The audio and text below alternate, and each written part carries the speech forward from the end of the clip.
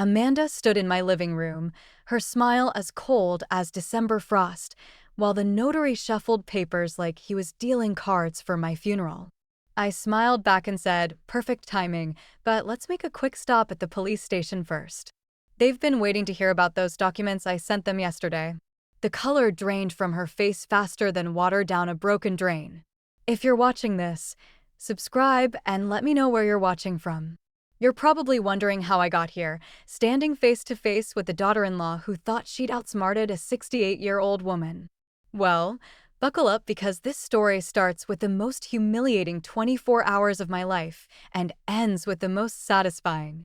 2 days earlier, I'd watched my only son, Michael, marry Amanda in the same church where I'd married his father 35 years ago. The ceremony was beautiful. Amanda looked radiant, and I thought maybe, just maybe, we could finally build a real relationship. After all, she was carrying my future grandchild. How naive can one woman be? The reception was at the country club, the same one where I'd worked as a waitress to put Michael through college. I'd scraped together $15,000 for their wedding.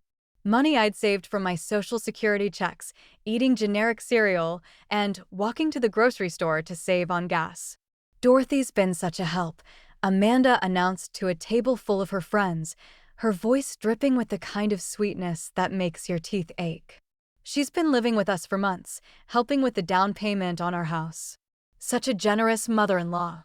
The women at the table smiled politely, but I caught the glances they exchanged. I knew what they were thinking. Poor old woman probably can't manage on her own anymore. What Amanda didn't mention was how that help had happened. 3 months ago, she'd convinced Michael that my little apartment wasn't safe for an elderly woman living alone. "What if you fall?" she'd said, tears in her eyes. "What if something happens and no one knows for hours?" Before I knew it, they'd moved me out of my apartment and into their spare room temporarily, while we looked for something better suited to my needs. Meanwhile, the $15,000 I'd given them for their house down payment had mysteriously become a loan that would be paid back when things settled down. Things never settle down when someone's busy spending your money. "She's practically family," Amanda continued. And the way she said practically made my chest tighten, as if after 5 years of dating Michael and 9 months of marriage planning, I was still auditioning for acceptance. But the real humiliation came during the speeches. Michael stood up, champagne glass in hand, beaming at his new bride. "I want to thank everyone who made this day possible," he began. "My beautiful wife, our families, and of course my mother, who's always been there when we needed her." Polite applause. Normal so far. Then Amanda rose, elegant in her wedding dress, and the room went quiet. "I also want to say something about Dorothy," she said. Her smile so bright it could have powered the chandeliers. "She's been living with us for months now, and I've learned so much about family loyalty from her." My heart swelled. Maybe I'd been wrong about Amanda. Maybe she's taught me that real mothers never stop taking care of their children, no matter how old they get. Some mothers, when their sons get married, they step back and let the wife take over. But not Dorothy. She's shown me that a mother's job is never really done. The applause was uncertain now. People weren't sure if they were supposed to clap or not. Amanda wasn't finished. "Dorothy's even helping us financially because that's what mothers do. They sacrifice everything for their children's happiness." It's really quite inspiring to see someone so selfless. The silence that followed was deafening. I felt every eye in the room on me, and I understood with crystal clarity what had just happened. Amanda had publicly branded me as a dependent, someone who couldn't let go, someone who was still financially supporting her grown son. But that wasn't the worst part. The worst part came the next morning when I woke up to find Amanda and a man in a suit sitting at my kitchen table. Well, their kitchen table, as Amanda had started calling it. "Dorothy," Amanda said brightly, as if nothing had changed overnight. "This is Mr. Patterson from Sterling Legal Services. We need to discuss some paperwork." I poured myself coffee with hands that only trembled slightly. After 42 years of motherhood, I'd learned to recognize ambush tactics. "What kind of paperwork?" "Well," Amanda exchanged a glance with the notary. "Michael and I have been talking, and we think it's time to make some changes. You've been so generous with the house down payment, and we want to make sure you're properly taken care of as you get older." The coffee turned bitter in my mouth. What does that mean exactly? Mr. Patterson cleared his throat. Mrs. Henderson, your son and daughter-in-law have arranged for you to move into Sunset Manor. It's a lovely assisted living facility with 24-hour care. They've already put down a deposit. My coffee mug hit the table harder than I intended. Without asking me, we wanted it to be a surprise, Amanda said, her voice gentle, but her eyes hard as flint. Michael's been so worried about you living independently. And frankly, Dorothy, you've seemed a bit forgetful lately. Forgetful. The word hit me like a slap. I was 68, not 98, and my mind was sharper than most people half my age. But Amanda had been building this narrative for weeks, hadn't she? Little comments about me misplacing things, gentle corrections when I remembered events differently than she did. I've also been forgetful, I said carefully. Or are you hoping I won't remember that the house we're sitting in has my name on the deed alongside Michael's? Amanda's smile never wavered, but something shifted behind her eyes. Actually, Dorothy, that's part of what we need to discuss. Michael and I have decided to refinance, and it would be simpler if the property was solely in our names. Cleaner paperwork, you understand? And my $15,000 down payment? Consider it a wedding gift, Amanda said sweetly. After all, you want your son to be happy, don't you? The notary was getting uncomfortable. I could see him checking his watch, probably wondering how much longer this family drama would take. He had no idea he was witnessing highway robbery in broad daylight. Where's Michael? I asked. Shouldn't he be here for this conversation? He's at the gym, Amanda replied without missing a beat. He found all this financial talk stressful, so he thought it would be better if I handled it. You understand? Newlywed stress and all. Of course, Michael had always avoided confrontation, especially when it came to money. When he was 12 and wanted a bike, he'd sent me a letter instead of asking face-to-face. When he'd crashed his car at 17, he'd had his girlfriend call me with the news. And now, at 42, he was still sending intermediaries to do his dirty work. Mrs. Henderson, the notary said gently, I do need to inform you that according to these documents, you'd be signing away all claim to the property in exchange for having your assisted living costs covered for the first year. 1 year. They were buying me out of my own investment for 1 year of nursing home care. And after that year, I asked. Amanda shrugged delicately. Well, cross that bridge when we come to it. Maybe you'll have adjusted by then. Maybe you'll like it so much you won't want to leave. The audacity was breathtaking. They'd planned this entire scenario, the wedding, the touching speech about family loyalty, moving me into their house to establish dependence, and now the final act of stripping away my assets and independence in one fell swoop. But here's the thing about underestimating someone. It only works if they don't see it coming. I need some time to think about this, I said, standing up from the table. Amanda's mask slipped for just a moment. Dorothy, Mr. Patterson has other appointments today. It would be much more convenient if we could just handle this now. I'm sure it would be, I replied. But I'm not signing anything today. The notary looked relieved.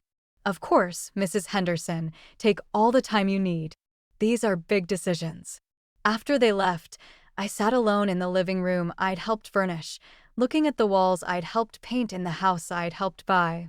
Amanda had made one crucial mistake in her master plan. She'd forgotten that I'd been Michael's mother for 42 years, which meant I'd been dealing with his schemes and evasions since before she was born, and I'd learned a few things about playing the long game. That afternoon, while Amanda was out getting her post-wedding manicure touched up, I did something I hadn't done in months. I went through my own paperwork. The documents I'd kept in the fireproof box that Amanda had insisted we store somewhere safe in their bedroom closet. Funny how somewhere safe really meant somewhere Dorothy can't get to without asking permission first. I found exactly what I was looking for. The original deed to the house showing both Michael's name and mine. The canceled check for $15,000 clearly marked down payment and, most importantly, the power of attorney documents that Michael had asked me to sign 6 months ago. Amanda had presented those papers as a precaution just in case something happens to you. Dorothy, Michael could help manage your affairs without having to go through the courts. It's really quite common for people your age. I'd read every word of those documents 3 times before signing them. What Amanda didn't know was that I'd also had my lawyer add a very specific clause, one that made the power of attorney conditional on my mental competency as determined by two independent physicians. In other words, if I was sharp enough to handle my own affairs, the power of attorney was void. And despite what Amanda wanted everyone to believe, I was plenty sharp. My phone buzzed with a text from Michael. "Sorry, I missed the meeting this morning. How did it go with the paperwork?" I stared at that message for a long time. My son asking about signing away my rights and assets via text message as if I was a business transaction he could delegate to his wife. I typed back, "We'll need to discuss it when you get home."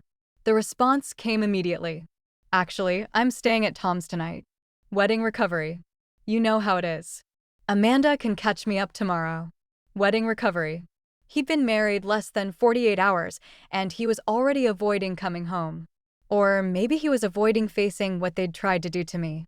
That evening, Amanda ordered Chinese takeout, and we ate in relative silence. She seemed confident that I'd come around, that the pressure of time and her patient manipulation would eventually wear me down. "Dorothy," she said as we cleared the plates, "I hope you know that everything we're doing is because we love you. Michael worries constantly about your safety, your future. This arrangement would give him such peace of mind." "I'm sure it would," I replied. "Sunset Manor really is lovely.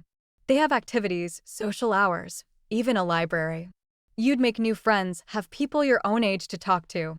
People my own age? As if I'd somehow become incompatible with the rest of the world by virtue of having lived through the Carter administration. "Have you visited this place?" I asked. "Of course. Michael and I toured it last month. The staff is wonderful, and the rooms are quite spacious, much more appropriate for someone with your needs." My needs. There was that phrase again, as if being 68 automatically created a list of special requirements that only Amanda could identify. "What exactly are my needs, Amanda?" She looked surprised by the question. "Well, you know, senior needs, medical supervision, social interaction with peers, structured activities, the kind of support that becomes necessary as we age." I nodded thoughtfully. "And you've determined that I need these things because, Dorothy, you're almost 70. Living independently becomes more challenging at your age. We're just being proactive." Almost 70. I was 68 and 3 months, but Amanda had been rounding up for weeks now, adding months and years to my age, like she was fast-forwarding me toward incompetence. "I see," I said. "And when did you and Michael decide that I was no longer capable of making my own decisions?" Amanda's patience was starting to fray around the edges. "We're not saying you're incapable, Dorothy. We're saying it's time to be realistic about your limitations." Limitations that coincidentally included the limitation of owning property they wanted to control. That night, I lay awake in the spare bedroom that had once been my temporary solution and was now apparently my last night of freedom. Amanda had made it clear that the Sunset Manor arrangement would happen with or without my cooperation. They'd use the power of attorney claim I was becoming forgetful and unsafe. But Amanda had made her second crucial mistake. She'd assumed that a woman who'd raised a son alone, who'd worked double shifts and night jobs, who'd survived the death of a husband and built a life from nothing, would be easy to manipulate. Tuesday morning, I got up early and made my famous blueberry pancakes. The same recipe I'd been making for Michael since he was 5 years old, back when he'd sit at our tiny kitchen table in our tiny apartment and tell me about his dreams of having a big house someday. I'd wanted to help him achieve that dream. I'd never imagined he'd use it to cage me. "These smell wonderful," Amanda said, appearing in the kitchen in her silk pajamas, perfectly coordinated, even first thing in the morning. "What's the occasion?" "No occasion. Just felt like cooking." She sat down and accepted a plate, cutting her pancakes into neat, precise bites. "I hope you've had time to think about our conversation yesterday, Dorothy. Mr. Patterson called. He can come back this afternoon if you're ready to move forward." "I've definitely been thinking," I said, sitting down across from her with my own plate. "Good. I know it's hard to let go of independence. But sometimes the people who love us have to make difficult decisions on our behalf." I took a bite of pancake, savoring the burst of blueberries. "Can I ask you something, Amanda?" "Of course. What made you decide that I needed assisted living?" She looked puzzled. Well, as I said, your age, your safety. No, I mean specifically. What incident made you think I wasn't safe living independently? Amanda paused, her fork halfway to her mouth. It's not about one incident, Dorothy. It's about overall vulnerability. But there must have been something that triggered this concern. A fall, confusion, forgetting to turn off the stove. Not exactly, but wandering outside at night, getting lost, having trouble managing medications. Dorothy, it's not about waiting for something terrible to happen. It's about being proactive. I nodded slowly. So, you can't point to a single instance where I've demonstrated the kind of cognitive or physical decline that would warrant assisted living. Amanda was getting flustered. The overall picture. The overall picture of a woman who manages her own finances, maintains her own health, drives safely, cooks meals, and engages in normal social activities. You've been living with us for months because you convinced me my apartment wasn't safe. But I've been taking care of myself in that apartment for 12 years without incident. Amanda set down her fork, her pleasant morning demeanor cracking. Dorothy, I don't understand why you're making this so difficult. We're trying to help you. Are you? I asked quietly. Or are you trying to help yourselves to my assets? The silence that followed was so complete I could hear the refrigerator humming in the corner. How dare you? Amanda whispered, her face flushing red. How dare you accuse us of theft? I'm not accusing anyone of theft. I'm asking a legitimate question. If this arrangement is truly about my well-being, why does it coincidentally result in you gaining full ownership of a property I helped purchase? Amanda stood up abruptly, her chair scraping against the floor. I don't have to listen to this. You're being paranoid and hurtful. Am I? Then let's modify the arrangement. I'll consider assisted living, but the house stays in both names, mine and Michael's. That way you get the peace of mind about my safety, but I maintain my financial security. That's not the paperwork is already drawn up. Paperwork can be changed. Amanda stared at me for a long moment, and I saw something ugly flicker across her face. Something calculating and cold that made my skin crawl. You know what your problem is, Dorothy? She said finally. You can't let go. You can't accept that Michael has a wife now, a family of his own. You want to keep controlling his life, keeping him dependent on you financially and emotionally. The accusation hit like a physical blow. That's not true, isn't it? You moved in here. You inserted yourself into our marriage. You make him feel guilty every time he tries to build a life separate from you. This isn't about the house, Dorothy. This is about you refusing to accept that your role in Michael's life has changed. I felt tears sting my eyes because there was just enough truth in what she said to hurt. I had been struggling with Michael's marriage, with feeling displaced and less important. But that didn't mean I deserved to be stripped of my independence and assets. Even if that were true, I said, my voice steady despite the pain in my chest, it wouldn't justify deception and financial exploitation. Amanda laughed, a sound like breaking glass. Financial exploitation. You gave us that money freely. Dorothy, you moved in here by choice. Nobody forced you to do anything after you systematically undermined my confidence in my ability to live independently. I what? The comments about my forgetfulness, the suggestions about my safety, the gradual erosion of my autonomy. You've been setting this up for months, haven't you? Amanda's face went very still. For just a moment, her mask slipped completely, and I saw the cold calculation underneath. You're being ridiculous, Amanda said. But her voice had lost its honeyed sweetness. Now she sounded like what she really was, a woman whose carefully laid plans were being questioned by someone she'd underestimated. Am I? I stood up and walked to the kitchen drawer where I'd been keeping my important papers. Let's talk about timing, Amanda. I pulled out a small notebook where I'd been tracking something very specific over the past 3 months. March 15th, I read aloud. You mentioned that I'd left the stove on after making breakfast. Except I'd made toast in the toaster, not used the stove at all. Amanda's face was expressionless, but I could see the wheels turning behind her eyes. March 22nd. You told Michael I'd forgotten our dinner plans and made other arrangements. Except we never had dinner plans. You'd let on me that morning. I flipped the page. April 3rd. You suggested I was having trouble following conversations because I'd asked you to repeat something. What I'd actually asked was for you to speak louder because you were whispering. Dorothy, I don't know what you think you're proving. April 18th. You mentioned to the neighbor that I'd gotten confused about what day it was. I'd asked if it was Tuesday or Wednesday because I'd lost track during my recovery from the flu, which you failed to mention to her. I could see Amanda calculating, trying to figure out how much I knew, how much I could prove. You've been building a case against my mental competency for months, I continued. Every minor mistake, every normal senior moment, every instance of being tired or sick, you've been cataloging it all and presenting it as evidence of decline. You're being paranoid. Am I? Then why did you tell the wedding planner that I was getting confused about details when I simply disagreed with your choice of flowers? Amanda was quiet now, her jaw clenched. And why? I continued. Did you tell Michael that I was becoming fixated on money matters when I asked reasonable questions about how my $15,000 was being spent? Because you were being inappropriate. Inappropriate how? By wanting to know what happened to my own money? Amanda exploded. It's not your money anymore, Dorothy. You gave it to us. You can't give someone a gift and then spend the rest of your life questioning how they use it. A gift? I laughed. But there was no humor in it. When exactly did my contribution to your down payment become a gift? Because I have the original paperwork right here, and it's very clearly documented as a loan. I pulled out the folder I'd retrieved from their bedroom closet, the one Amanda thought was safely locked away from my forgetful old fingers.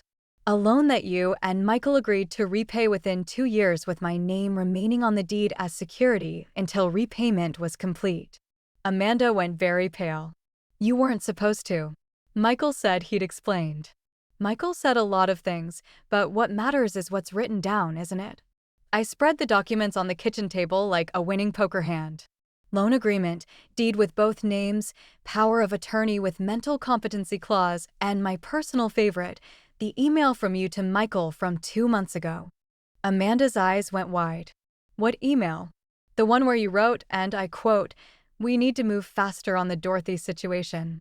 She's asking too many questions about the money, and I'm worried she's going to cause problems with the refinancing." The silence stretched between us like a chasm. You went through my private messages. You went through my private life and systematically dismantled it. I'd say we're even. Amanda sat down heavily, her perfect composure finally cracking. You don't understand the pressure we're under, Dorothy. The mortgage payments, the wedding expenses, the baby coming. You needed my money and my property, but not me. That's not true, isn't it? Because your plan was pretty clear. Get me to sign away my assets. Park me in assisted living and have power of attorney to make sure I can't cause any more trouble. How long before you'd have convinced Michael I was too senile to manage visits? How long before I became that sad old woman whose family never comes to see her? Amanda was crying now, tears streaming down her perfect face. We weren't trying to hurt you. We needed options. The baby, our future. We needed security at the cost of my security. You're old, Dorothy. You don't need security the way we do. You don't have decades of life ahead of you, children to raise, careers to build. We have expenses you can't understand. And there it was, the ugly truth underneath all the manipulation and gaslighting. In Amanda's mind, my remaining years were worth less than their future plans. My needs were negotiable because I didn't have as much time left to need things. You're right, I said quietly. I am getting older. I probably don't have decades left. Amanda looked hopeful for the first time that morning, which is exactly why, I continued. I'm not going to spend whatever time I have left being manipulated and controlled by someone who sees me as disposable. The hope disappeared from her face. I'm not signing your papers, Amanda. Not today, not tomorrow, not ever. And if you and Michael want me out of this house, you're going to have to follow legal procedures, which means proving I'm actually incompetent. Not just inconvenient. That's when Amanda made her third and most crucial mistake. She decided to get mean. You selfish, bitter old woman, Amanda hissed. All pretense of caring daughter-in-law evaporating like morning mist. Do you have any idea what you're doing to Michael? To our marriage. I'd been waiting for this moment, the moment when her mask would slip completely and show me who she really was underneath all that practiced sweetness. Enlighten me, I said calmly. You're destroying his happiness. He's torn between his wife and his mother, and you're making him choose. What kind of mother does that to her own son? The kind who taught him that love doesn't come with price tags. Amanda laughed, sharp and bitter. Love? You call this love? You're emotionally blackmailing him, making him feel guilty for having his own life. You've been doing it his whole life, haven't you? I felt something cold settle in my chest. What do you mean? Michael told me everything, Dorothy. About how you guilt-tripped him into staying local for college instead of going to Stanford. How you had mysterious health scares every time he tried to date seriously. How you made him feel responsible for your loneliness after his father died. Each word was designed to cut deep. And they did. Because like all effective lies, they contained threads of truth twisted into ugly shapes. I supported his college choice, I said quietly. After you cried about how you'd be all alone, how you'd work so hard to put him through school, and wouldn't it be nice if he stayed close enough to visit regularly? Had I said those things, maybe I'd been lonely, scared about facing empty nest syndrome and widowhood simultaneously, but I'd never tried to control his choices. And the health scares, Amanda continued, sensing weakness. The chest pains when he started getting serious with Jennifer in college, the dizzy spells when he was planning to move to Chicago with Sarah. My mouth went dry. Those health issues had been real. Stress-induced, but real. The doctor had confirmed it, but the timing. You've been manipulating him for years, Dorothy. Making yourself the center of his world by playing the victim, and now you're doing it again. I'm not. Yes, you are. You're making him choose between his mother and his pregnant wife. You're forcing him to pick between your comfort and his family's future. What kind of person does that? The accusations hit like physical blows because there was enough truth in them to sting. Had I been too dependent on Michael over the years? Had I unconsciously guilt-tripped him into staying close? But even if I had, it didn't justify what they were doing now. Even if everything you just said is true, I managed, it doesn't give you the right to defraud me. Defraud? Amanda's voice rose to a near shriek. We're trying to take care of you. We're trying to make sure you have a safe place to live and medical care when you need it. By stealing my assets and warehousing me in a facility I never chose. By making sure you don't end up alone and helpless with no one to look after you. I'd rather be alone than be with people who see me as a burden to be managed. That's when Amanda showed me exactly how much she'd been holding back. Fine, she said, her voice deadly calm. You want to play hardball, Dorothy?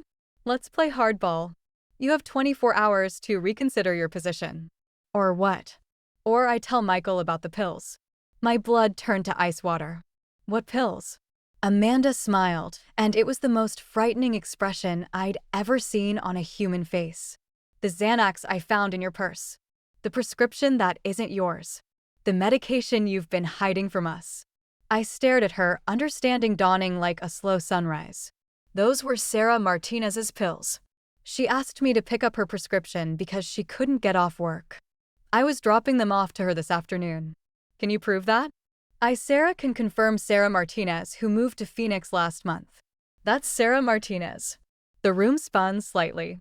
Sarah had moved, yes, but she'd asked me to pick up her prescription as a favor before she left to save her a trip to the pharmacy. The pills were still in my purse because I'd forgotten to give them to her before she moved. You're going to claim I'm abusing prescription medication that isn't mine. I'm going to express concern about your judgment and your potential addiction issues. Combined with your recent paranoid accusations about financial exploitation, your documented confusion and memory problems, and your increasingly erratic behavior, she let the threat hang in the air between us. Michael will have no choice but to pursue legal guardianship for your own protection. I sat down heavily, the full scope of her manipulation finally becoming clear. She hadn't just been building a case for assisted living. She'd been building a case for complete legal control over my life. You planned this? I whispered. I planned for contingencies, Amanda replied coolly. I hoped you'd be reasonable, but I prepared for the possibility that you'd be difficult. Michael would never. Michael will do whatever it takes to protect his family. And I'm his family now, Dorothy. You're just the woman who raised him. The cruelty in that statement took my breath away. Now, Amanda continued, checking her watch. Mr. Patterson will be here at 2 o'clock. You can sign the papers voluntarily and move to Sunset Manor with dignity, or you can fight it and find yourself declared incompetent by a court. She started to leave the kitchen, then paused at the doorway. Oh, and Dorothy, if you even think about trying to tell Michael your version of this conversation, remember that you're a confused old woman with a drug problem and paranoid delusions. Who do you think he's going to believe? His pregnant wife or his increasingly unstable mother? After she left, I sat alone in the kitchen where I'd made breakfast that morning like it was any other day. But everything had changed. Amanda had shown me exactly how trapped I was, how completely she'd planned my destruction. But Amanda had made one final mistake. She'd forgotten that I'd had 42 years to learn about my son's personality, his patterns, his weaknesses, and I'd had 42 years to learn about patience, planning, and the art of the long game. At exactly 1:45 p.m., Mr. Patterson arrived with his briefcase and his official papers. At exactly 1:46 p.m., Amanda discovered that some games are won before they even begin. "Mrs. Henderson," Mr. Patterson said, settling into his chair with professional efficiency. "I understand you'd like to proceed with the assisted living arrangements today." I smiled at him the same way I'd been smiling at people who underestimated me for 68 years. "Actually, Mr. Patterson, I'd like to discuss something else entirely." Amanda froze halfway through pouring him coffee. "Dorothy, we agreed." "We didn't agree to anything, Amanda, but I did spend some time this morning making phone calls." I reached into my purse, the same purse where Amanda thought she'd found evidence of prescription drug abuse, and pulled out a manila folder. "Mr. Patterson, are you familiar with elder abuse laws in this state?" The notary shifted uncomfortably. That's not really my area of expertise, Mrs. Henderson." "Well, let me educate you. Financial exploitation of elderly persons is a felony punishable by up to 10 years in prison and full restitution of damages." Amanda's coffee cup rattled against its saucer. "Dorothy, what are you talking about?" "I'm talking about systematic fraud." "Amanda, I'm talking about a carefully orchestrated scheme to separate me from my assets and independence through psychological manipulation and false documentation." I opened the folder and spread its contents across the table like a hand of cards I'd been saving for exactly this moment. "Mr. Patterson, I'd like you to see the original loan agreement for the house down payment, the one that clearly states this was money to be repaid, not a gift. I'd also like you to see the deed showing joint ownership, which my daughter-in-law has been trying to get me to sign away under false pretenses." The notary examined the documents, his professional demeanor becoming increasingly uncomfortable. "Mrs. Henderson, these appear to be legitimate financial instruments." "They are. And here's the email trail between Amanda and Michael discussing how to handle the Dorothy situation before I became a problem for their refinancing plans." Amanda went white. "How did you get access to your private communications?" "The same way you've been accessing my medical information, my financial records, and my personal belongings without permission. The difference is what I did was legal." I pulled out another document. "This is a report from Dr. Sarah Chen, my physician for the past 12 years, confirming that I show no signs of cognitive decline, dementia, or any condition that would impair my decision-making capacity." "When did you Amanda started yesterday afternoon?" "While you thought I was taking a nap, I also had an interesting conversation with Detective Rodriguez from the Elder Abuse Division of the Sheriff's Department." Mr. Patterson was packing up his briefcase. "Mrs. Henderson, I think perhaps I should leave you to handle this family matter privately." "Oh, but Mr. Patterson, you're already involved." "You see, knowingly participating in the financial exploitation of an elderly person makes you an accessory to a felony." The man went pale. "I was told this was a voluntary arrangement." "By whom? Did you speak with me directly about my wishes, or did you take Amanda's word that I wanted to sign away my property rights?"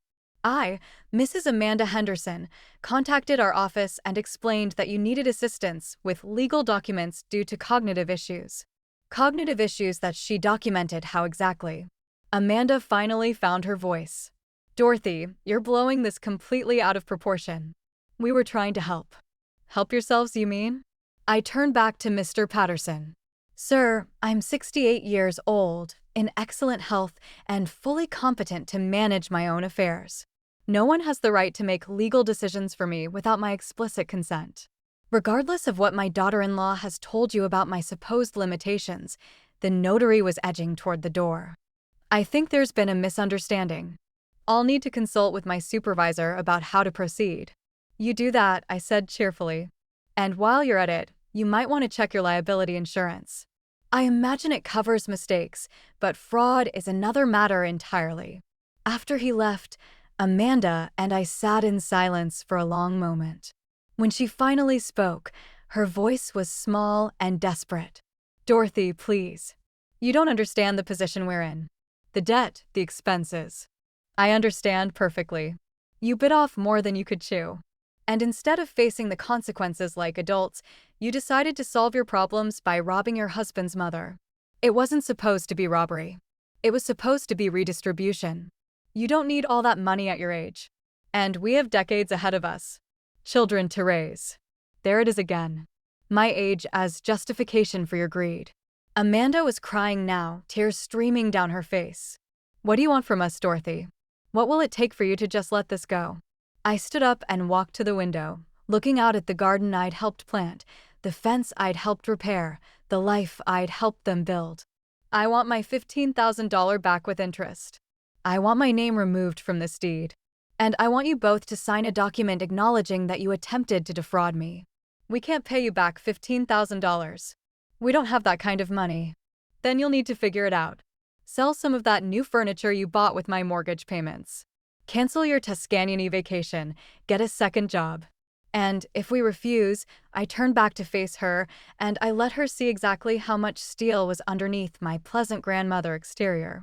Then I filed charges, and we let a jury decide whether your financial desperation justifies elder abuse. That evening, Michael finally came home. I heard him in the driveway, heard Amanda rushing to meet him at the door, heard the urgent whispered conversation that followed. 20 minutes later, he knocked on the door of the spare bedroom where I was packing my belongings. Mom, can we talk? I looked up from folding the sweater I'd bought with my first Social Security check. Of course, sweetheart, come in. He looked terrible, pale, exhausted, like a man who just discovered his whole life was built on quicksand, which in a way it was. Amanda told me about today, about the accusations you're making. They're not accusations, Michael. They're facts backed up by documentation. He sat down heavily on the edge of the bed. Mom, I need you to understand something. Amanda and we never meant to hurt you, but you did hurt me. The question is whether you meant to or whether you just didn't care enough to think about the consequences. That's not fair, isn't it? You let your wife convince you that I was becoming incompetent without bothering to talk to my doctor. You planned to put me in assisted living without visiting the facility or asking what I wanted. You were going to strip me of my property rights without even having the courage to be present for the conversation. Michael flinched the gym thing. I was scared, Mom. I didn't know how to handle it, so you let Amanda handle it instead. She said she'd take care of everything. Make it easy for you. Make it easy for me to be robbed. You mean it wasn't robbery? God, Mom, you make it sound like we're criminals. I stopped packing and looked at my son. Really? Looked at him. At 42, he still had the same face he'd had at 12 when he'd broken Mrs. Patterson's window with a baseball and tried to convince me it had been an accident. What would you call it, Michael? Taking someone's money under false pretenses, attempting to have them declared incompetent so you can control their assets.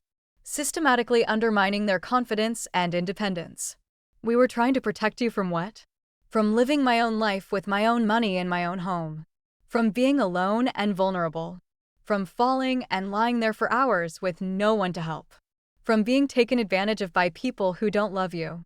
The irony was so thick you could cut it with a knife. The only people who've tried to take advantage of me, Michael, are you and your wife. He put his head in his hands. I don't know how this got so messed up. It got messed up because you stopped seeing me as a person and started seeing me as a problem to be solved. That's not true. When was the last time you asked me what I wanted, Michael? Not what Amanda thought I needed, not what you decided was best for me, but what I actually wanted for my own life. He was quiet for a long time. I don't remember. Neither do I. And that's the real tragedy here, isn't it? Somewhere along the way, my feelings and preferences became irrelevant to decisions about my life. Mom, what do you want us to do? Amanda says you want us to pay back the down payment money, but we can't. It's gone. It's tied up in the house. Then sell the house. We can't sell the house. Amanda's pregnant. We need the space, the neighborhood. You need a lot of things, Michael, but none of them are more important than my right to be treated with honesty and respect. He looked up at me with desperate eyes. There has to be another way. Some compromise we can work out. The compromise was supposed to be the original loan agreement. I give you money to help with the down payment. You pay me back over 2 years. But Amanda decided that wasn't good enough. She wanted it all. My money, my property rights, and my independence. She's scared, Mom. We both are. The baby, the expenses, the pressure, and you thought the solution was to make your fear and pressure my problem to solve. Michael was crying now, tears streaming down his face like he was 12 years old again. I'm sorry, Mom. I'm so sorry. I don't know how to fix this. I sat down beside him on the bed and took his hand the way I had 1,000 times when he was growing up and the world seemed too big and scary. Michael, I love you more than life itself. I always have and I always will. But love doesn't mean letting people hurt you without consequences. What are you going to do? I'm going to move out tomorrow. I've already arranged a rental apartment across town. You don't have to. Yes, I do. I can't live with people who see me as a burden and a bank account and the money. I squeezed his hand gently. You have 30 days to come up with a repayment plan. If you can't, we'll let the courts sort it out. He nodded miserably. I understand. I hope you do, sweetheart, because this isn't just about money. This is about whether you're going to be the kind of man who stands up for what's right, even when it's difficult. After Michael left, I finished packing my few belongings. Tomorrow, I'd start over again at 68 years old. It wasn't the retirement I'd planned, but it was better than the alternative. And Amanda still didn't know about the phone call I'd made to her mother that afternoon. 3 weeks later, I was settled into my new apartment, a cozy one-bedroom place with a view of the park and neighbors who remembered what it meant to look out for each other. The building was full of active seniors who played cards, organized potluck dinners, and treated each other with the respect that Amanda had found so difficult to manage. I'd heard nothing from Michael or Amanda since moving out. No phone calls, no texts, no attempts to negotiate or apologize. The silence spoke volumes about their priorities. But I wasn't alone in my new life. Dorothy, dear, you have a visitor, called Mrs. Chen from the lobby intercom.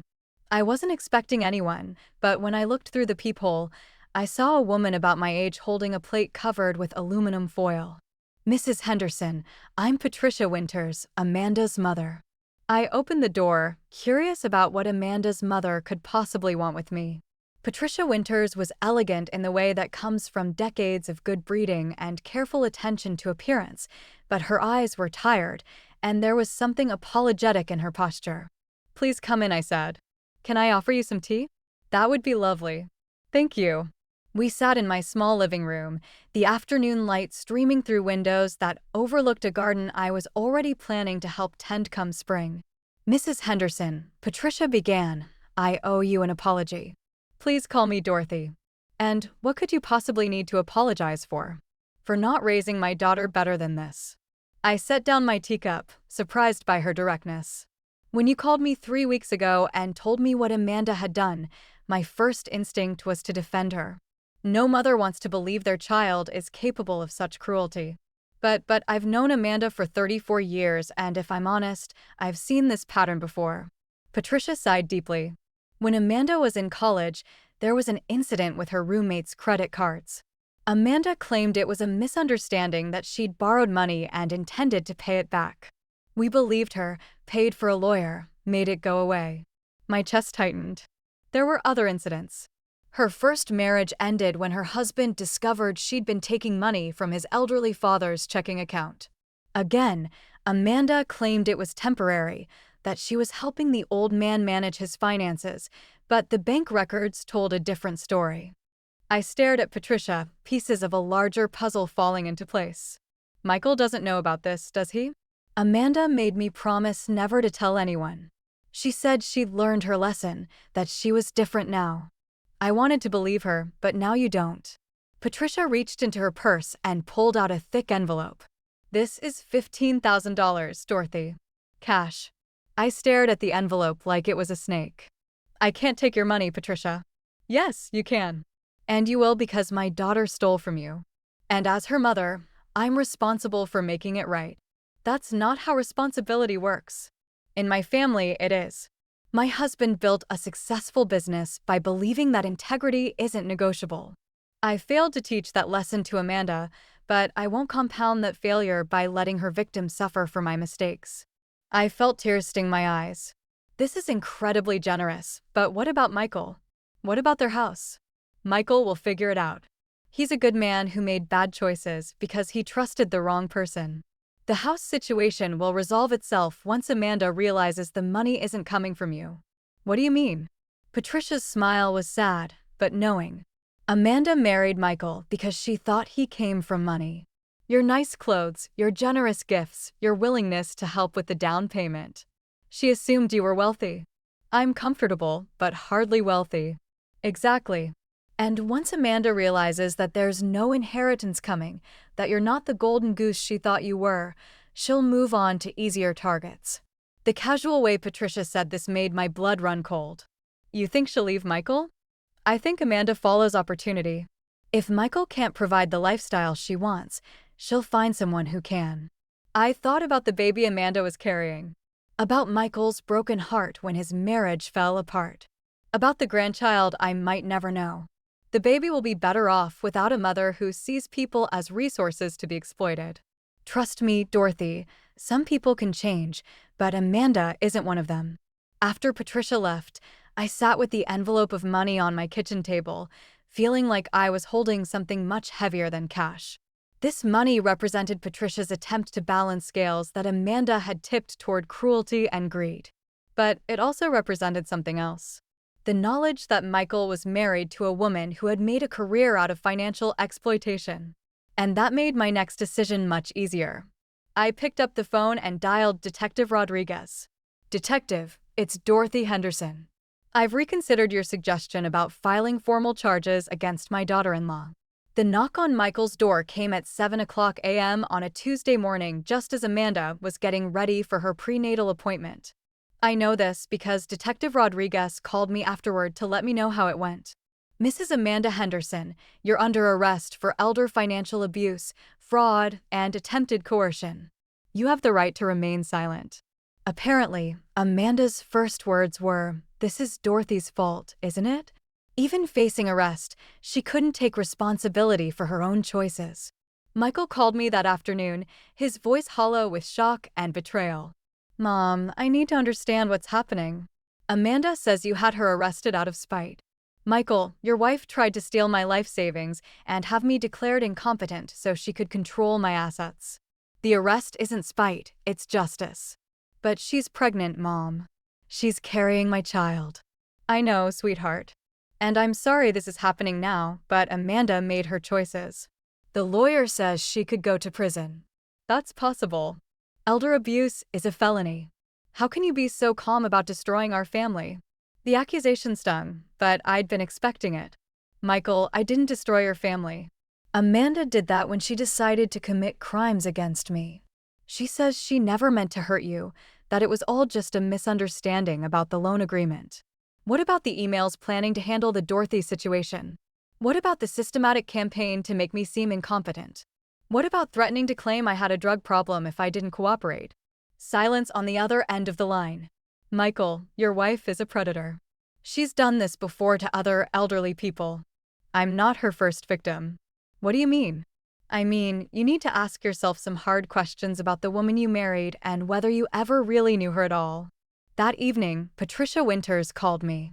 "Dorothy, I wanted to thank you for pressing charges. I know it wasn't easy. It was the hardest thing I've ever done, but I couldn't let her do this to someone else's family. The police contacted me today. They're looking into Amanda's past relationships, other potential victims.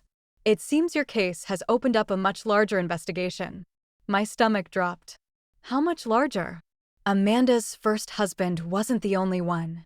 There were at least 3 elderly men she dated briefly, all of whom experienced mysterious financial problems during their relationships with her. And there was an incident at the assisted living facility where she worked before meeting Michael. I felt sick. She worked at an assisted living facility for 6 months.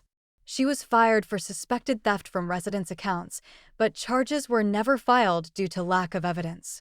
The full scope of Amanda's predatory behavior was becoming clear. She hadn't targeted me because I was Michael's mother. She targeted me because I was a vulnerable elderly woman with resources she wanted to control. Patricia, does Michael know about any of this? I told him this afternoon. He's processing. My 42-year-old son was processing the fact that he'd married a woman who made a living exploiting elderly people. How's he handling it? About as well as you'd expect. He's devastated, angry, and blaming everyone except Amanda. But the evidence is overwhelming, Dorothy. Even Michael can't deny it forever. That night, I couldn't sleep. I kept thinking about the baby Amanda was carrying, about the innocent life that would be born into this chaos. I thought about Michael, whose world was crashing down around him. I thought about all the other victims Amanda had left in her wake. But mostly I thought about the choice I'd faced 3 weeks ago. Let Amanda get away with her crimes or fight back and face the consequences. I'd chosen to fight. And while that choice would have ripple effects for years to come, it was the right choice. Because sometimes when you're dealing with people who see kindness as weakness, the most loving thing you can do is set boundaries with consequences attached. My phone rang at midnight. Michael's name on the caller ID. Mom, I'm here, sweetheart. I'm sorry. His voice was broken, raw with pain and regret. I'm so sorry for everything. For not believing you, for not protecting you, for choosing her over you. Michael, you don't have to choose between us. You just have to choose between right and wrong. I think I might lose everything, Mom. The house, my marriage, my family. Maybe, but you'll still have the most important thing. What's that? Your integrity. And the chance to be the kind of man your father would be proud of. He cried then, deep sobs that came from somewhere primal and broken. And I cried with him for the innocence we'd both lost, for the family we'd thought we were building, for the grandchild who would grow up in the shadow of this betrayal. But beneath the grief, there was something else. Relief. Because for the first time in months, my son was seeing clearly, and that meant there was still hope for us both. 6 months later, I stood in the courthouse watching Amanda plead guilty to 3 counts of elder financial abuse. She looked different, smaller somehow, without the designer clothes and professional makeup that had been part of her costume. Michael sat 2 rows behind me with Patricia Winters. He'd filed for divorce 3 weeks after Amanda's arrest when the full scope of her criminal history became public. The baby, a little girl, had been born healthy despite the stress of her mother's legal troubles. Your Honor, Amanda's lawyer said, my client deeply regrets her actions and asks the court's mercy in consideration of her circumstances as a new mother. Judge Martinez looked unimpressed. Mrs. Henderson, you systematically targeted vulnerable elderly individuals for financial exploitation. Your actions weren't momentary lapses in judgment. They were part of a calculated pattern of abuse spanning several years. Amanda started crying, the same manipulative tears she'd used on Michael and me for months.